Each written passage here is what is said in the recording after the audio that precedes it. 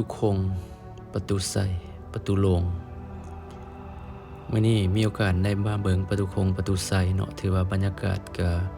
มีการเปลี่ยนแปลงไปหลายพ่อแม่พี่น้องบ่ได้มาประตูคงนี่ก็เป็นรอบหลายปีเติบปกติเคยมาตอนกลางเว้นตอนนี้ได้มาเบิ่งบรรยากาศตอนกลางคืนรู้สึกว่า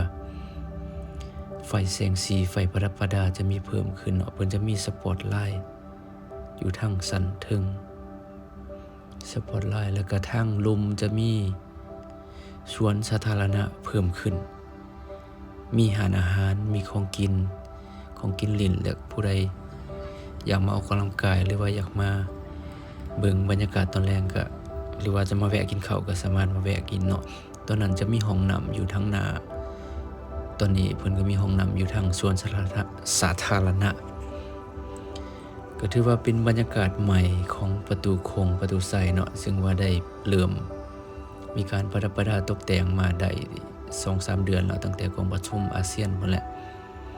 และเพิ่นได้มีการประดับประดาตกแต่งชื่อว่าสวนสาธารณะอาเซียนตอนนี้ก็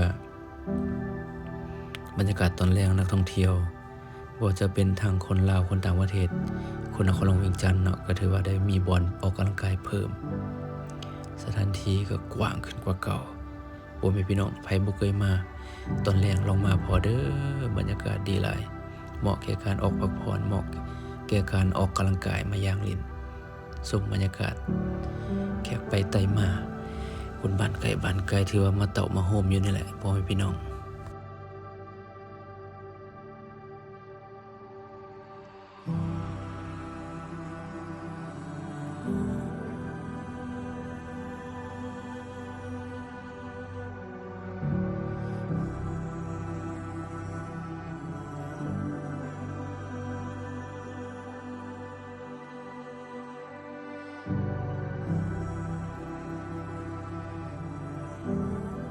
ตอนนี้ก็เป็นเวลาประมาณ 6 โมงปลายถือว่าอากาศก็บ่ร้อนหลายอากาศก็เย็นดีถ้าผู้ใดอยากมาออกกำลังกายถือว่ามาประมาณช่วง 5-6 โมงนี่พอดีเนาะคนนักท่องเที่ยวกำลังเดินทางทยอยกันมาอาหารการกินอาหารมีแนวอยู่แนวกินถ้ามาออกกำลังกายเมื่อยแล้วก็สามารถพักผ่อนกินข้าวกินน้ำได้ตามสบาย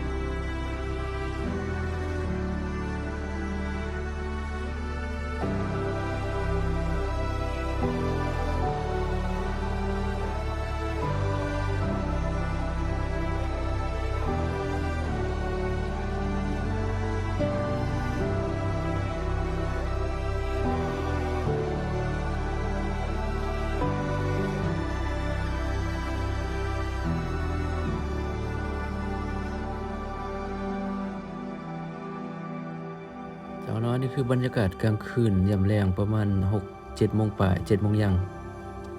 เดี๋ยวเฮาสิย่างไปโผทางในว่ามันเป็นอะไรเนาะทางใน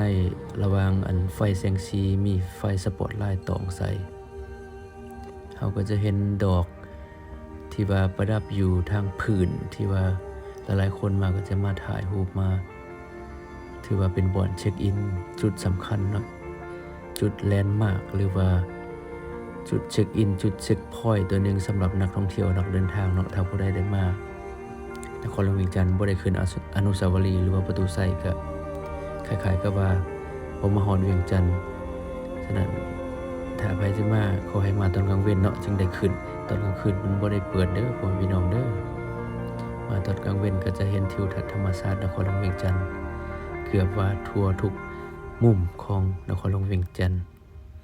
ข้าพเจ้าก็บ่ได้มาตอนกลางคืนจักเทื่ออันนี้เป็นครั้งนำอิฐที่ว่าได้มาตอนกลางคืนมาเบิ่งไฟจังซี่แล้วก็มีนักท่องเที่ยวมาจากหลายบ่อนที่ว่าได้มาชมบรรยากาศตอนแลงเนาะตอนนี้เพิ่นได้มีการประดับประดาธงชาติลาวแล้วก็มีการเปิดน้ำพุมีดนตรีประกอบนำก็ถือว่าเฮ็ดให้บรรยากาศมวนไปอีกแบบนึงแล้วก็คักอีกแบบนึงเนาะน้ำพุก็งามๆพ่อพี่น้อง